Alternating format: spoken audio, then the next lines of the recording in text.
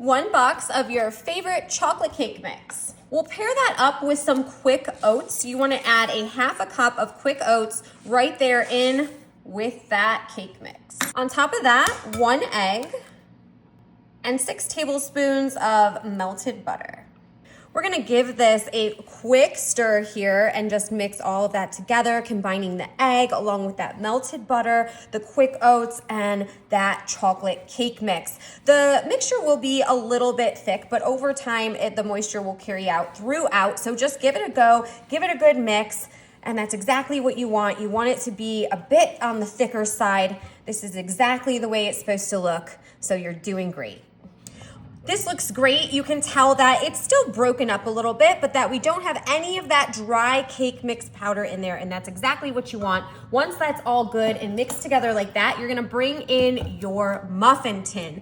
Now, if you wanna use your hands with this part, you totally can, more power to you. But what I'm gonna do is I'm gonna use my little cookie scoop here because it is super easy, and I know that I just kind of make more uniform sizes. So you can tell that I'm throwing a ball of this mixture that we put together right here in each one of these muffin tins. You guys, this easy trick is so tasty, and with springtime and warm weather and get-togethers coming up, I just love these easy treats to whip together. After you have all of your chocolate mixture in there, you're gonna bring your hands in and you're gonna start to mold that chocolate mix right around the bottom of the muffin tin. So you can kind of tell that you can smooth it out and you're making this little cup right there inside. Now, as this bakes, it will keep the same exact shape, and that's what we're going for here. So how easy is this? These turn out so wonderful, and it's really easy to do. I'm gonna continue making my way through here, just pushing this against the side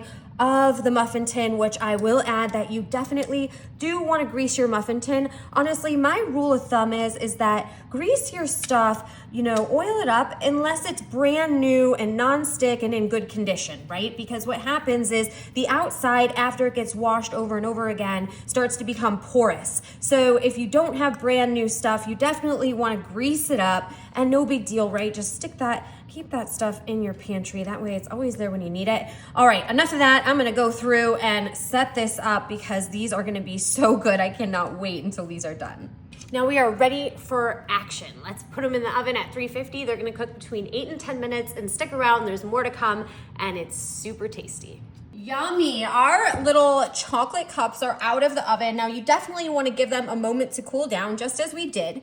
Now here I have some coconut and caramel icing. Now check this out. I am just gonna take my scooper and I'm gonna place a scoop of this caramel coconut icing right on top of these chocolate cookie cups that we just made in the oven, you guys. These little individual desserts servings are gonna blow your socks off. So of course you can choose any type of frosting that you want, but this one I would definitely recommend with this whole shebang that we're doing here. Definitely tops the charts. So fill those up with as much as you want. It looks like about one jar of frosting is definitely enough for 12. It looks like we have just a little bit left over. You could always add that if you want to.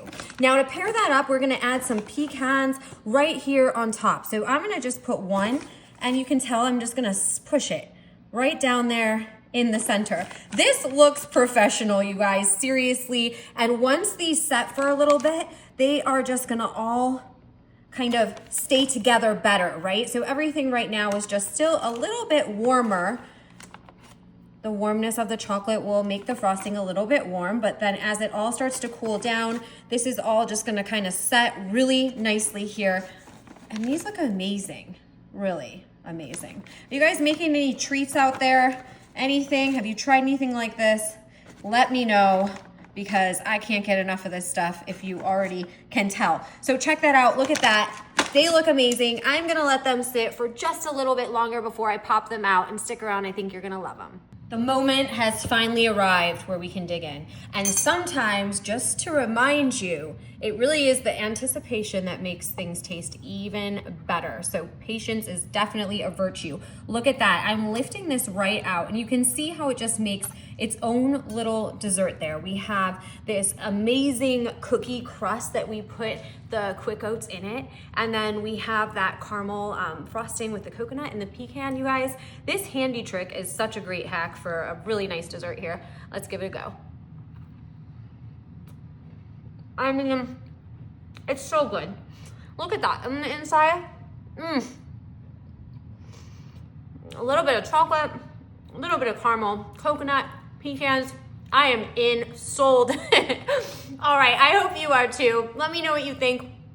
Honestly, just like any of this, there are so many possibilities, you guys. Brainstorm, see what works for you. What do you like? Let's create something. Thanks for being here. We'll see you later. Enjoy.